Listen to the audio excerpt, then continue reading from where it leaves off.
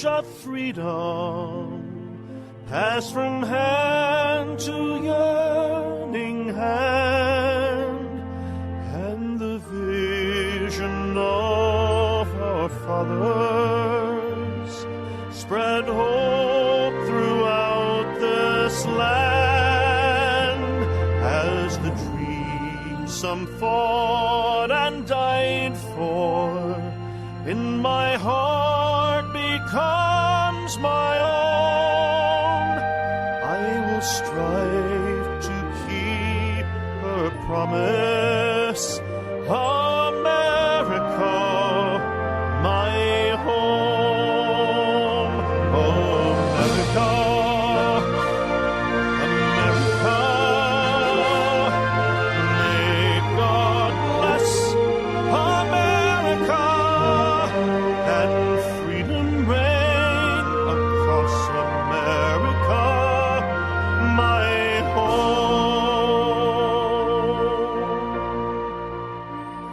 From the shorelines to the prairies, to the cities great and small, we have reaped the fruits of justice and liberty for all.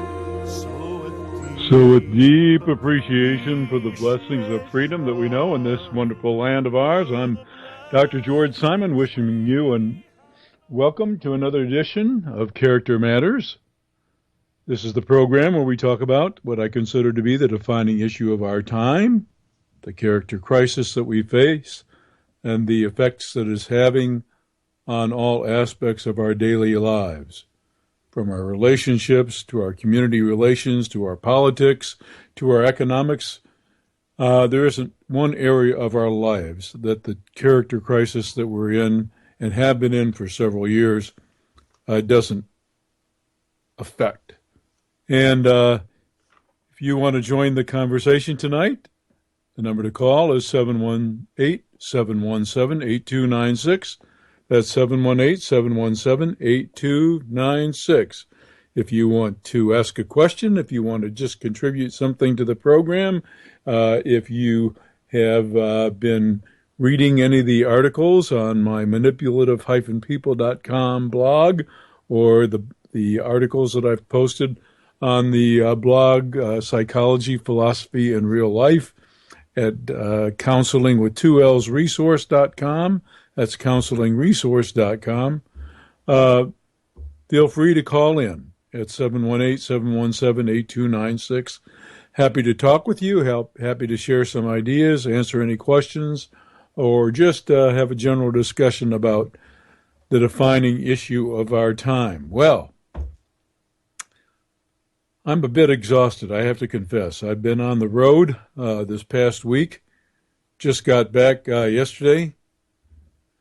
Been in New York, in the New York City area, 2 locations on Long Island, and in beautiful Times Square, in the heart of the action there in New York City, in Midtown Manhattan, doing workshops, training professionals, giving them the framework that they need to better deal with the problems of our time, and helping them to understand the unique circumstances that decent people find themselves in when they're in relationships with character-disturbed people.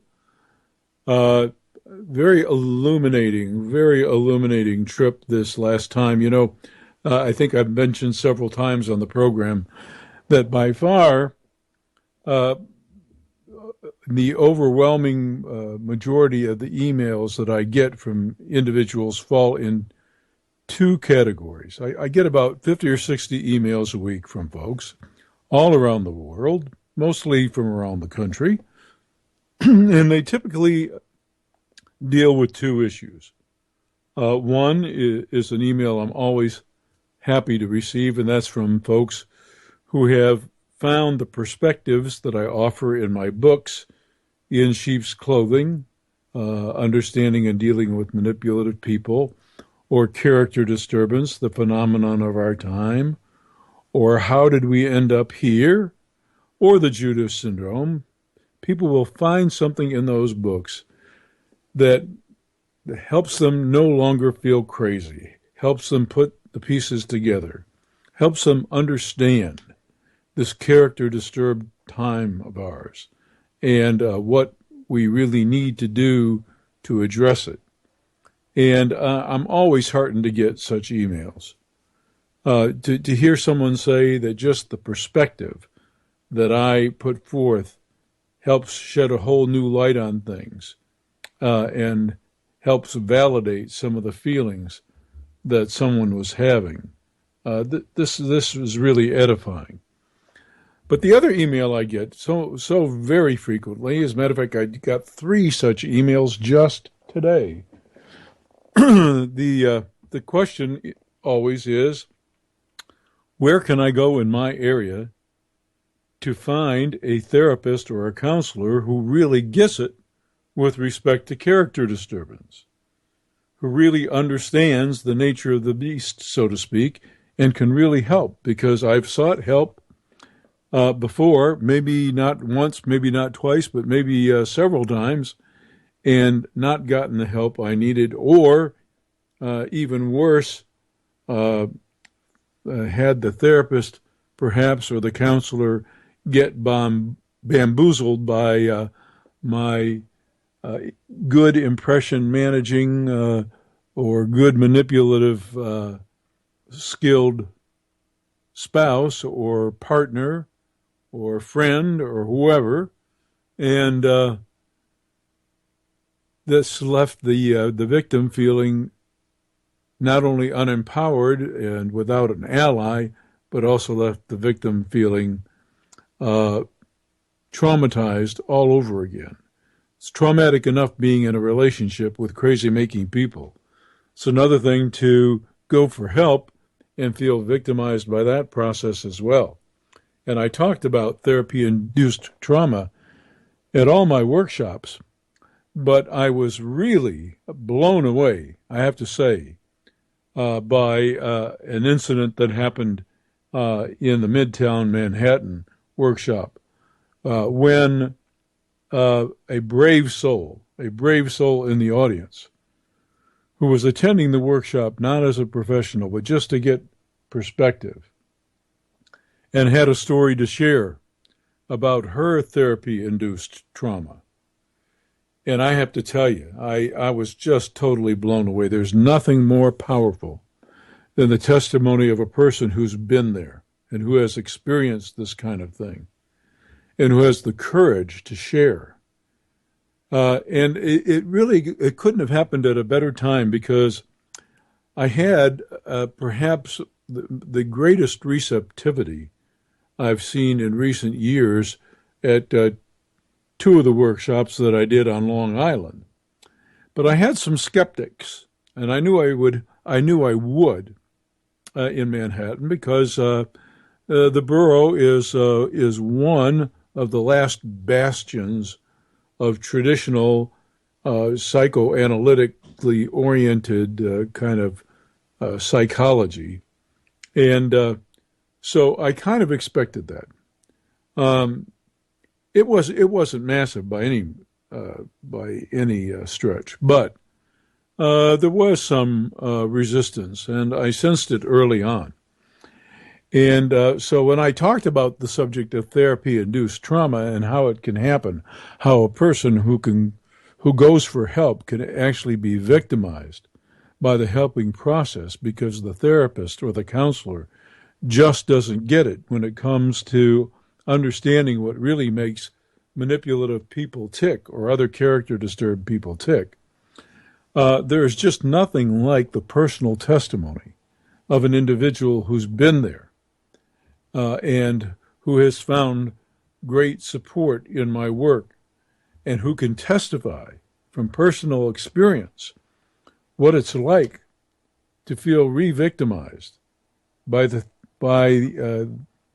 an experience in counseling whereby either the counselor is snowed by a really manipulative, slick type operator, partner, or where the perspective itself doesn't give sufficient credence to the fact that even basically decent, relatively healthy folks can be bamboozled, can be taken in by, and can be exploited by disturbed characters of one type or another, especially skilled manipulators.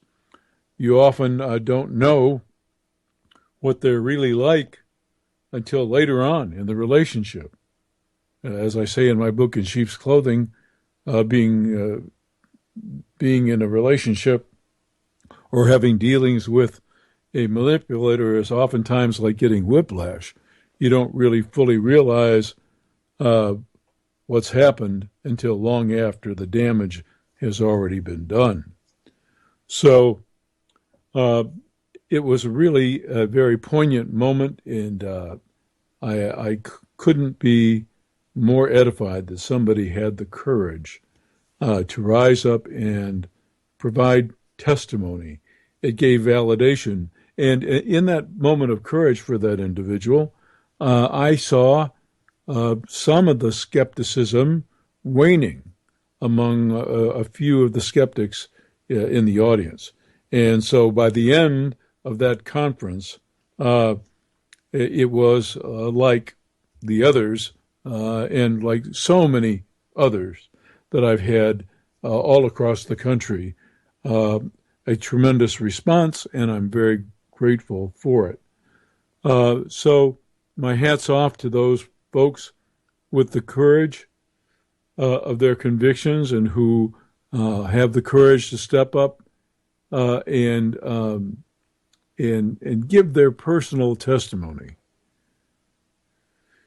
to how crucial it is these days for mental health professionals, indeed helping professionals of all varieties, to understand this crisis that we're in, to understand its nature, to understand that we're not dealing anymore primarily with people's fears, insecurities, and their underlying unconscious inner conflicts.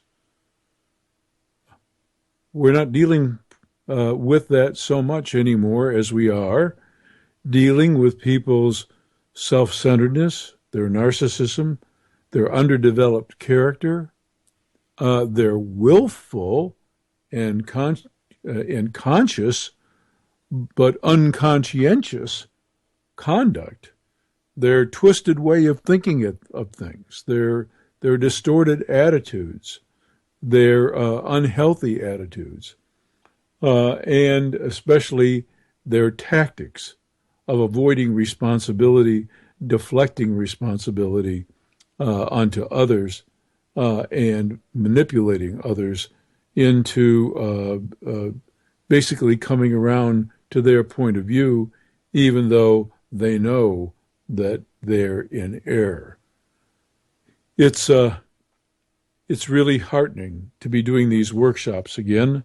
A few years ago, I thought I might not be able to do it, but I am healthier now than I've been in a while, and have the resources to do these workshops.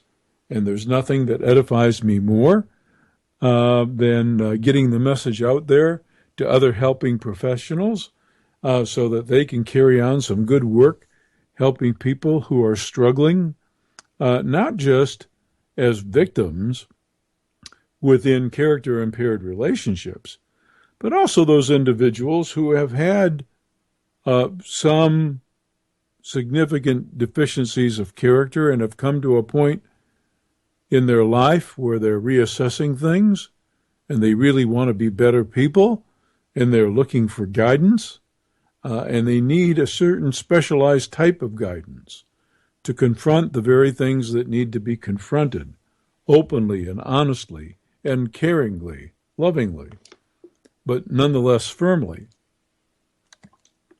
And they also need a sense of direction about how to turn things around. And so that's what we do in what I call character constructive therapy. And that's what I've been training other professionals to do in these workshops. And week after next, I'll be going to the Springfield, Missouri, and Tulsa and Oklahoma City, Oklahoma areas, carrying the message once again. And then later on, I'll be going back to New York State, just outside the New York City area, up the Hudson River Valley a ways, to the White Plains and New Haven, Connecticut, and Albany area. So if you want more information on the workshops, whether you're a professional or not, you can find information both at the Cross Country Education website. That's Cross Country Education. You can look under my name for live seminars. That's George Simon, live seminars at Cross Country Education, or you can go to my blog at www.manipulative-people.com. That's manipulative-people.com. And if you'll click on the tab, the page on the site map for webinars and workshops and seminars, you'll find a roster of upcoming events and workshops there. You'll also find on my manipulative-people.com website timely articles on the topic of character disturbance and manipulative relationships, and timely articles that will help you sort through the confusing aspect of dealing with a character impaired person. So I invite you to visit the blog at manipulative-people.com to avail yourself of the articles there. We're going to be talking about my latest one in just a moment. And you can also check out my articles at the counselingresource.com blog. That's counseling resource with two L's, www.counseling.resource.com. Timely articles there as well. And as I mentioned before, if you want to ask a question of me, if you have a story you want to share, if you have a situation you want to discuss, it can be about any topic at all that involves character issues or understanding how to get the appropriate kind of help for a situation you're dealing with. Maybe you just have a question about some of the issues that I write about in either my books or my blog articles. Maybe you have an example to share of living with a character disturbed person, something you think that will illuminate our audience.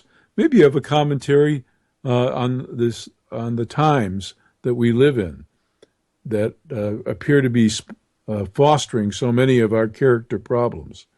In any case, whether you want to ask a question or share a story or contribute in some other way, the number to call is 718-717-8296.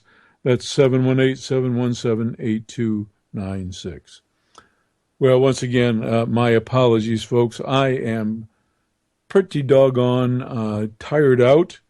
It was a grueling tour. I'm pretty tired.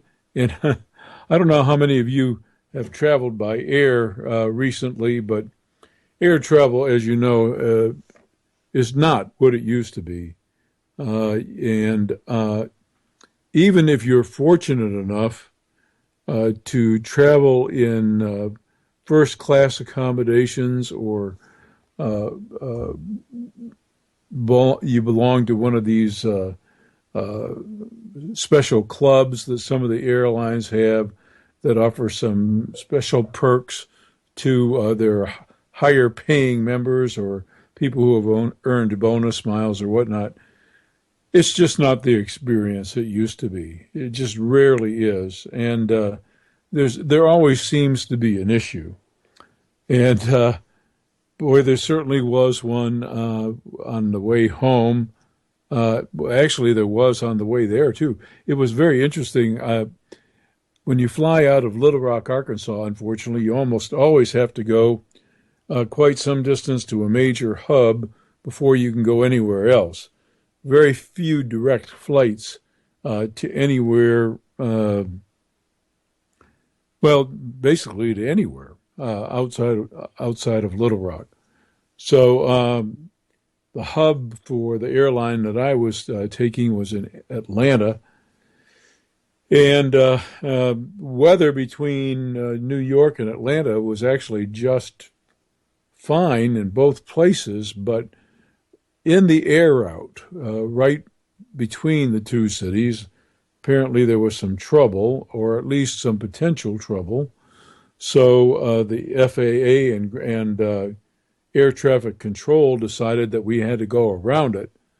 So ended up going from Little Rock to Atlanta, Atlanta to Dayton, Ohio, Dayton to Cleveland, Cleveland to New York. That's a roundabout way of getting there. But we got there safe and sound, and that's the main thing, is to get there safe and sound. But, you know, as packed as you are in these tiny seats and as cramped as it is, it's not the most pleasant experience. So, and when I do these workshops, folks, I hit the ground running, and I have to move quickly between locations, and the trainings are all day trainings. So there's barely enough time, frankly, for me to get a bite to eat and get to sleep and start all over again. No real time to enjoy any time in the area.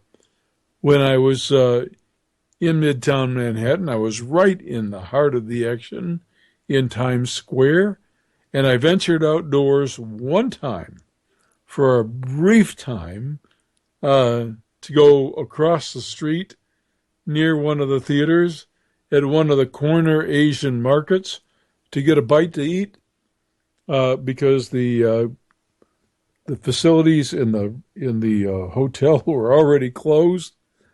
And that's about it. That's about all the venturing out I did in Times Square, Midtown Manhattan, New York.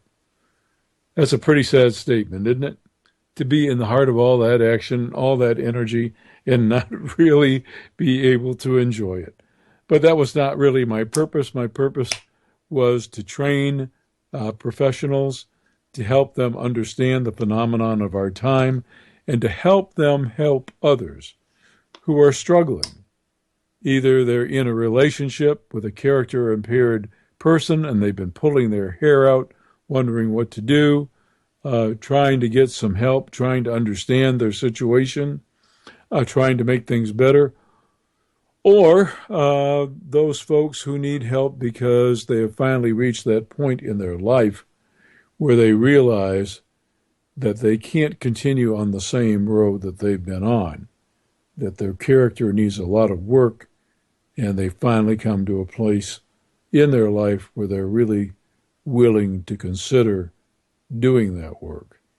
And providing them with the help and guidance that they need is a really specialized art. So that's why I was there. I was not there to have a good time. I was there to train professionals for that purpose. And one of the most edifying things that occurred when I was providing this training is I took a lot of my books, all 4 current books, In Sheep's Clothing, Understanding and Dealing with Manipulative People, the international bestseller on how to understand and deal with manipulative people, and my book, Character Disturbance, The Phenomenon of Our Age, which is my more comprehensive book on all the disturbed characters you're likely to meet in your lifetime, what makes them tick, how to deal with them, and above and beyond all else, what to look for when you're seeking help in dealing with such folks. And then my book with Kathy Armistead, How Did We End Up Here? The book for individuals in relationships, either in the midst of a relationship that is turning out to be toxic or abusive or exploitative or manipulative in some way, and you're wondering how this happened, and you're wanting to ensure that it doesn't happen again, and you're wanting to know how to empower yourself. You're wanting to know how to accurately judge the character of folks so that you don't get bamboozled again. That's what my book, How Did We End Up Here, with Kathy Armistead, is designed to address. It also is designed to address how we got here as a society with so many character disturbed problems. And then lastly, my book for the Christian faith community, The Judas Syndrome. I see we've got a caller calling in. I'm going to go ahead and take this call. Hello, and welcome to Character Matters. Hi, Dr. Simon. Welcome home. Well, thank you so much. It's good to be home, believe me. Yeah, we're getting storms coming through here in Arkansas. This is Vince, and I just want to call back, and thought I'd call back just a little bit earlier this time, and maybe we could talk a little bit more from about 3 weeks ago. Uh-huh. Yeah, I really enjoyed. There were some good comments there from Lonnie on the YouTube after it uploaded there, and you had some good response, and I have to say how much I agree with both of y'all, and also, of course, with you having worked so much with people that are not so nice, let's say, and I myself, when I was younger, having been in the penitentiary and having lived amongst those people, I can see a lot of validity, in what you're saying, because, we look at the people today, they all are just really feel so entitled, and it's really reflective. You used to see, in the hard parts of town, the wrong side of the tracks, this type of character maybe being, exhibited more often. I think it's almost pervaded society now. It permeates everywhere. People think nothing of taking another person's property or even their life. Life has become so devalued in today's world, and like I said, I find a lot of value in you, and I think you'd have been a great resource for anybody that had been in a penitentiary that had. Thank you so much. I wanted to ask you, Vince, because you mentioned life itself. What's your best guess about how life became so devalued in the last, say, 40 or 50 years? How did we become so callous and so indifferent toward the preciousness of life itself? Well, I'm 51 now, and even it seems like a long time. 50 years seems like a long time, but it's really very short. And just looking back over at my life, how I think a lot of people are really influenced by media, television and stuff. And back when I was a kid, it was westerns, and the bad guy was made to look like he could be the good guy. And now that's basically the theme from Hollywood.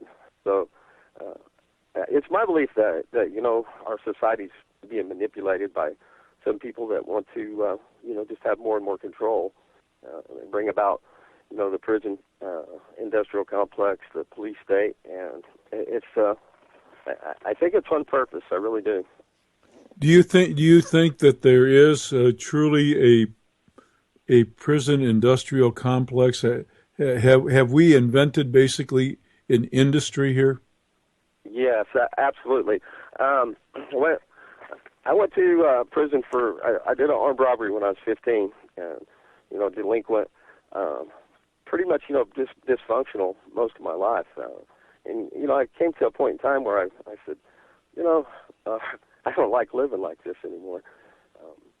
So I don't know where the change comes from, whether a person has faith, and if that matters, because there's a lot of good people that don't believe in God, but so I'm not sure where one would find I guess it'd be up to that individual where they would find their strengths or their guidance or whatever. Well, Vince, I have to tell you, in all my years of experience, long before I actually worked in the settings, I did consulting, setting up groups, treatment groups within different units of the prison system, and also consulting to the providers, the mental health professionals that were staffing these programs in the various units. And I came across any number of folks who I would consider to be, relatively speaking, kind of incorrigible. It was fairly apparent that they were going to go through the revolving door and recidivate and come back maybe several times. But I also met some really incredible people who, despite the tough nature of the environment, and who, despite the fact that they were surrounded by a lot of negativity, not just from some of their peers, but also from the staff. I met some incredible people who, for one reason or another, decided to turn their lives around. And I had the great pleasure of working with those folks and refining programs designed to help these folks rebuild a life. And I don't think anything in my life has been as satisfying as seeing somebody turn themselves around, turn their lives around. I still, from time to time, I'll be out in the supermarket or someplace like that, and someone will come up to me, and I'll recognize the face. I won't be able to put a name to him right away, but inevitably they'll ask if I remember them, and they'll tell me about what's going on. And there's nothing that makes me happier than thinking that somebody has put it all together finally, and has come to a better place in their life. And I've come to some conclusions about what it takes. So I'd like to hear from you, because everybody's story is a little different. If you could name maybe the top one or two things that really did it for you, I think maybe the listeners would appreciate it. But that would require some thinking about. But first of all, I'd like to say that by the sincerity in your voice, I know that you are genuine, and we all have a little different perspective in our backgrounds, and so when we have some little disagreement on what it is we're looking at, I think sometimes we miss it. We're probably seeing the same thing, and that's for you and Lonnie and myself there. And there was somebody else that had commented over there. But well, I guess maybe I should just tell the story. I was 15 and run off with a bunch of other kids.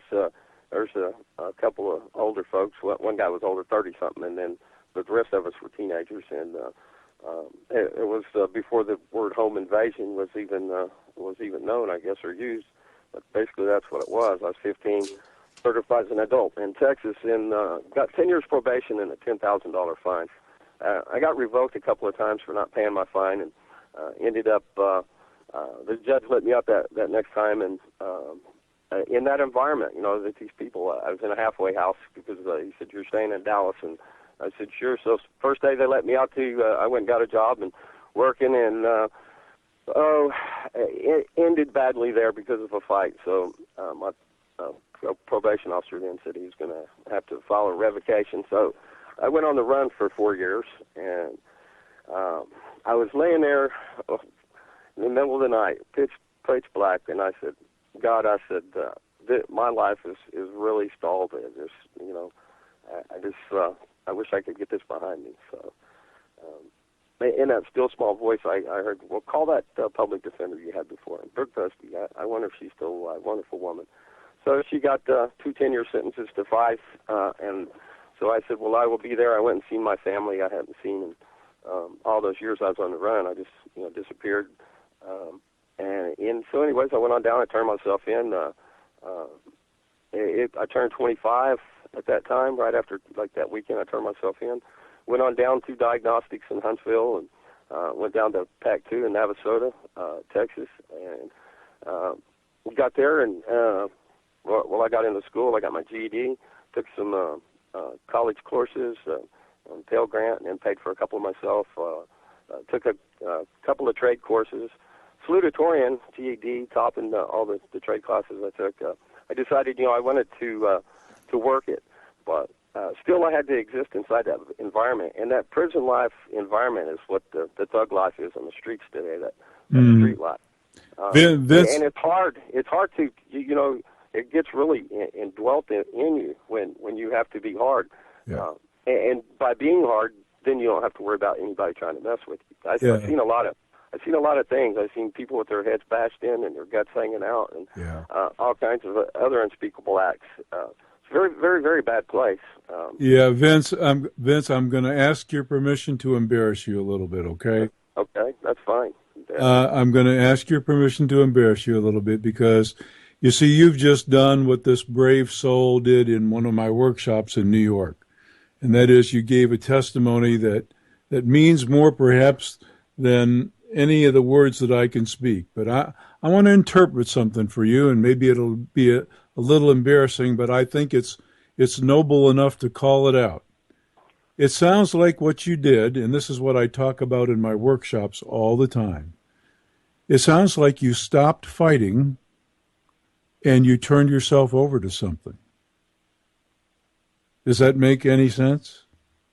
Yeah, and, while I was in prison, I didn't go to church. I went to the Islamic services in there just to go check it out and stuff, but I wasn't going to go in there and say, God, and like I've seen so many people that did before, and the first thing they left behind was their Bible, I am a person of faith, and, I think everybody has their faith maybe a little differently, but that's okay.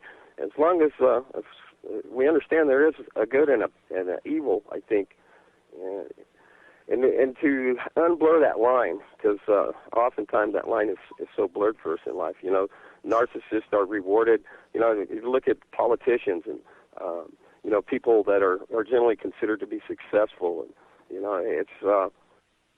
it's portrayed for us. And I can't imagine now in this day and age, younger people coming up in what one might call normal society and being able to succeed without having good parents, perhaps, and the guidance and or a mentor of some sort. So I think one needs to perhaps have somebody to look up to, whether it be from scriptures or people in the world today. So I listen to you, and I think and try to examine myself more than others. That's where I find the value. So I'm still searching within, and it's a continual journey. I can easily turn their back on it and go the other way. Yeah. Always temptations. Yeah. Well, the reason I said what I did, Vince, is because I have seen that phenomenon happen so often. And in my workshops, I talk about the fact that the fighters among us, they have a pretty tough row to hoe when it comes to turning their lives around, because for one reason or another, we don't really understand all the reasons, but for one reason or another, they have some difficulty, it seems, early on in their life, turning themselves over to something bigger.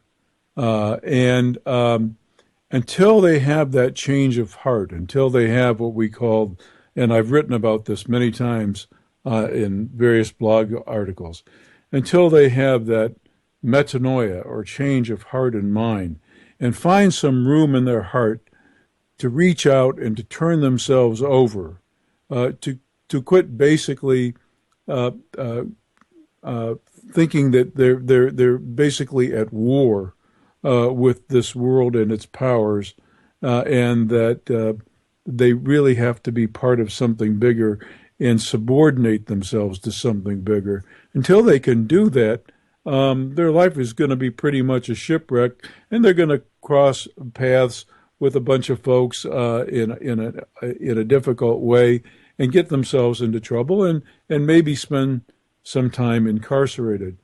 But what I found in my experience is that guilt alone for misdeeds is not enough to help turn things around. What's really the important thing is a healthy, not an unhealthy, but a healthy sense of shame and discomfort with the kind of person one has become, and really wanting to be better, really wanting to define a new life and define a new personhood, to re-identify oneself as a different kind of a person.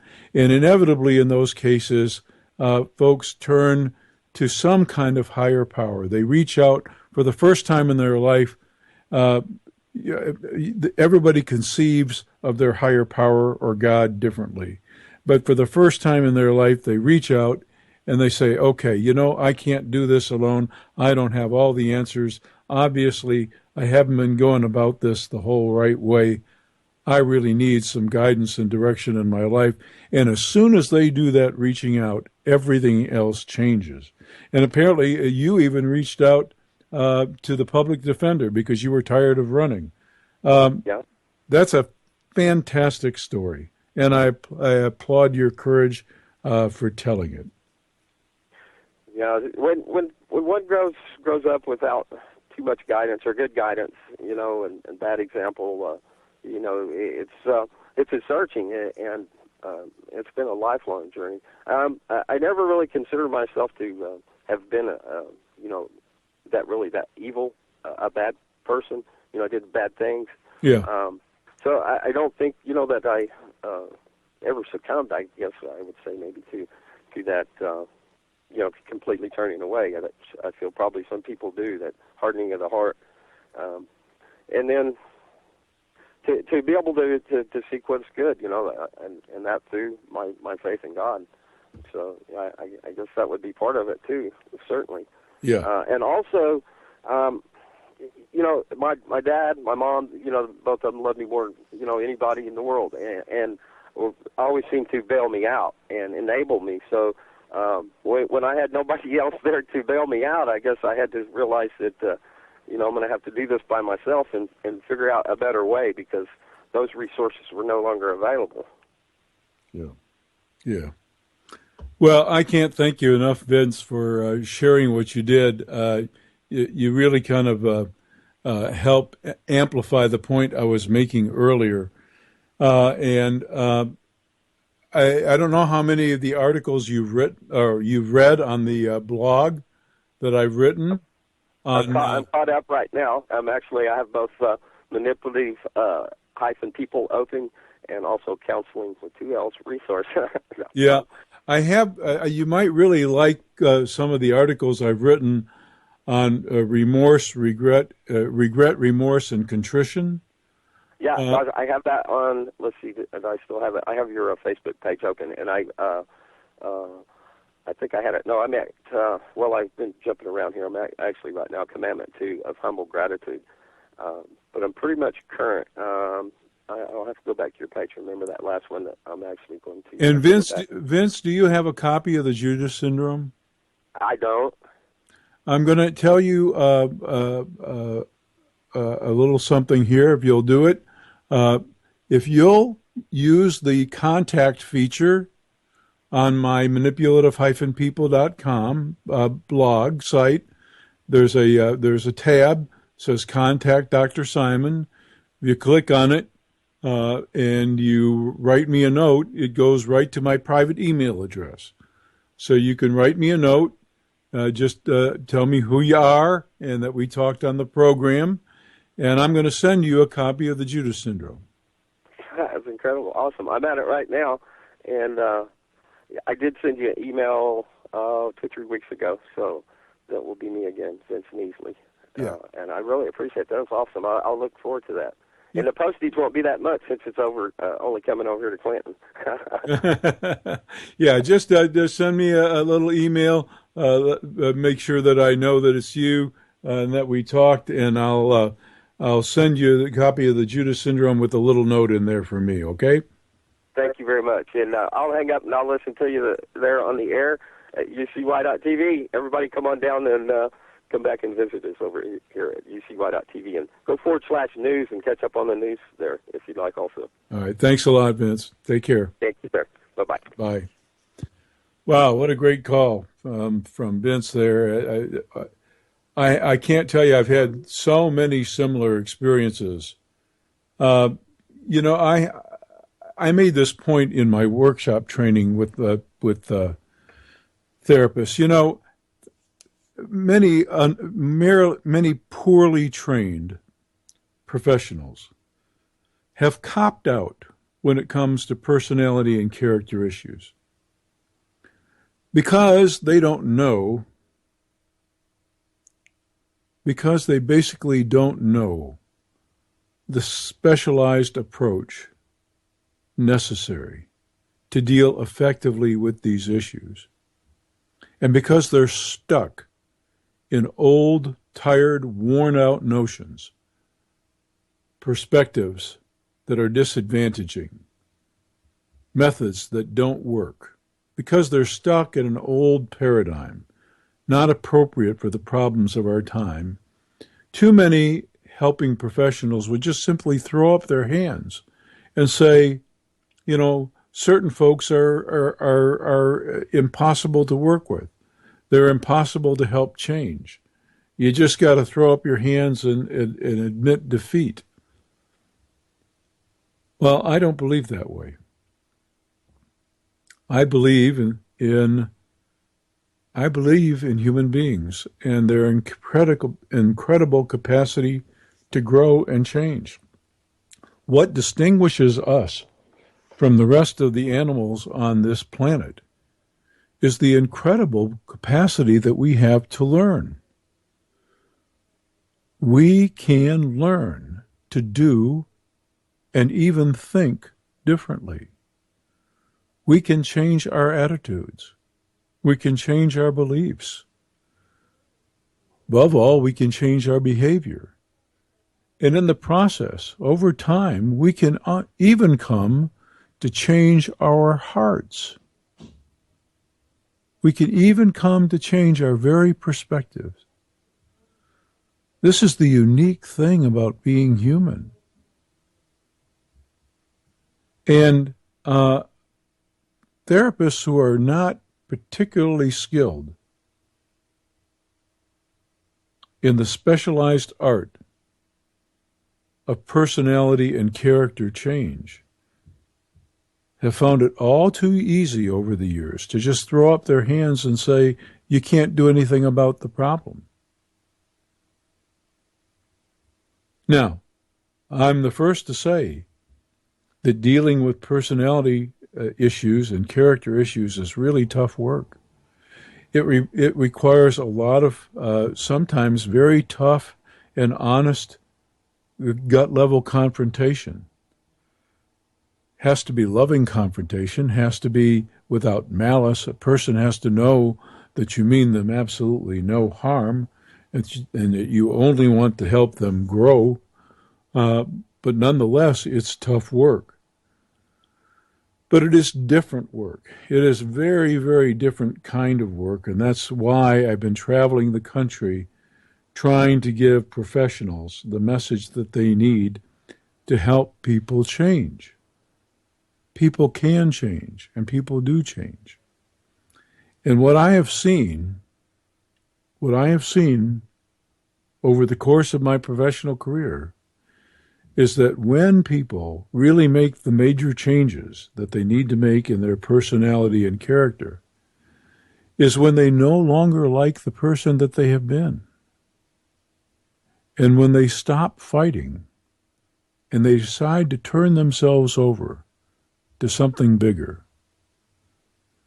They put an end to the selfishness of childhood, to the self-centeredness of childhood. And they see something bigger. And they come to yearn for something higher. And they become willing in their heart to turn themselves over, to stop fighting, and start giving. And on the Manipulative-People blog, I have been writing about what I call the 10 Commandments of Sound Character Development as a prelude to my next book with Kathy Armistead that'll be coming out at the end of the summer. These are the life lessons that I think have to be learned by all of us if we are to be responsible, caring, empathic, conscientious, full of good character adults, contributing to society and helping it be better, helping everything work, making everything work. And so I've been writing about these commandments.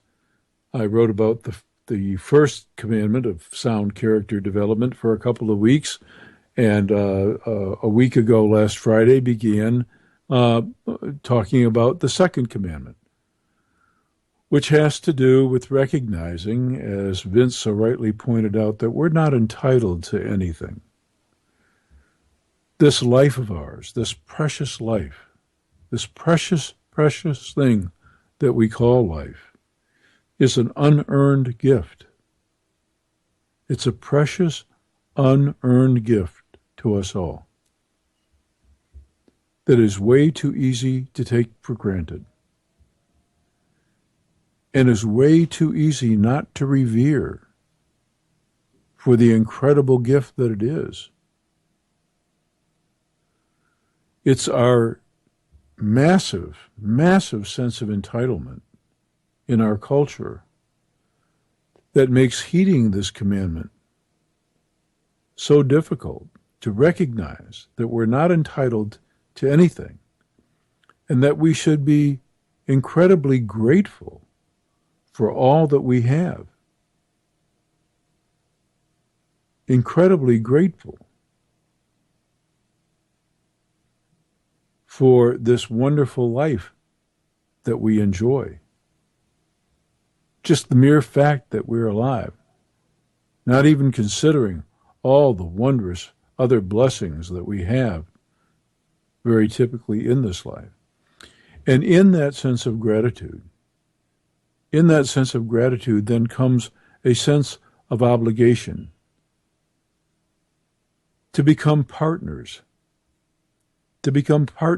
as it were, in this ongoing act of creation, and to do our part to make this all work, to do our part for the greater good, to make our contributions, to make of ourselves the kind of person that can make this contribution and not just take, but really give back. That's the second commandment of sound character development that I talk about on the blog at manipulative-people.com. And there are others too. These are the lessons that my clients over the years have taught me have to be observed, life lessons that have to be mastered if we're to lead lives of integrity, if we're going to be part of the solution instead of part of the problem, if we're going to make a meaningful contribution instead of take, if we're going to be building instead of tearing down, if we're going to be coming together instead of dividing and falling apart. And I'll be writing about more of them in the coming weeks. I'll be continuing the discussion on the second commandment. It has a second part to it, and that is that what we strive for is not only to give of ourselves, but to rightfully earn respect. The kind of respect, the kind of self-respect where we can look back at ourselves and our lives and acknowledge that while we may have made some mistakes and may have done some bad things and may have even hurt people, that we decided to turn ourselves over to something bigger and make a positive contribution.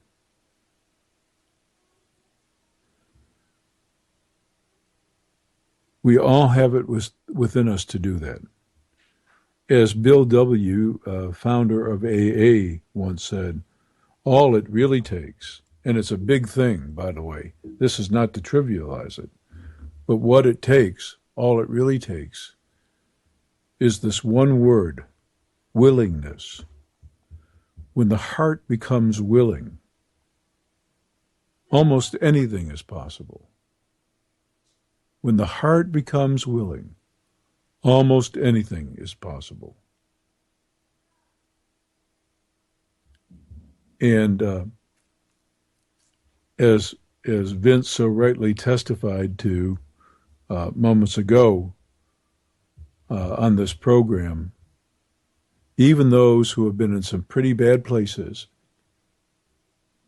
and have done some pretty bad things can come to a place in their heart where they become willing to give themselves over to something bigger, however they conceive of that. I'm not of a mind to tell anyone what God they should worship or how they should even conceive of their higher power. I know how I conceive of it, and I know my own personal faith. And so I testify to it in the Judas syndrome.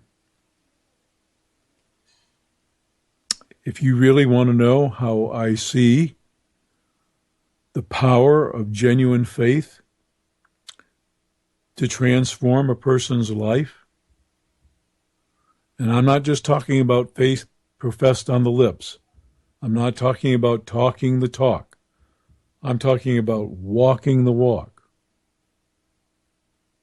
about embracing some principles that will really carry you through and that will really help inoculate you against the tremendous temptations that there are out there. And there are tremendous temptations all the time, all around us. Peer influences, the media, all the entitlements that we have all around us, all the messages that we're bombarded with constantly. They all work against us, and they work against our character development. So I testify to these things in the Judas syndrome. So for those of you out there, especially those of you of the Christian faith community who want to hear more about what I consider to be the fundamentals of real faith in action and how it can transform, I encourage you to avail yourself of the Judas syndrome. And Vince, for your great contribution to the show tonight, when I read your email and get your address, I'll be sure to send along a nice little autographed copy of the Judas syndrome with a little note from me, a word of encouragement to keep on the path and to keep the faith. And I'll ask you all out there to tune in again next week for another edition of Character Matters. I'm Dr. George Simon. Thanks for tuning in tonight. I'll see you again next week at the same time, once again on another edition of Character Matters. Good night, everyone.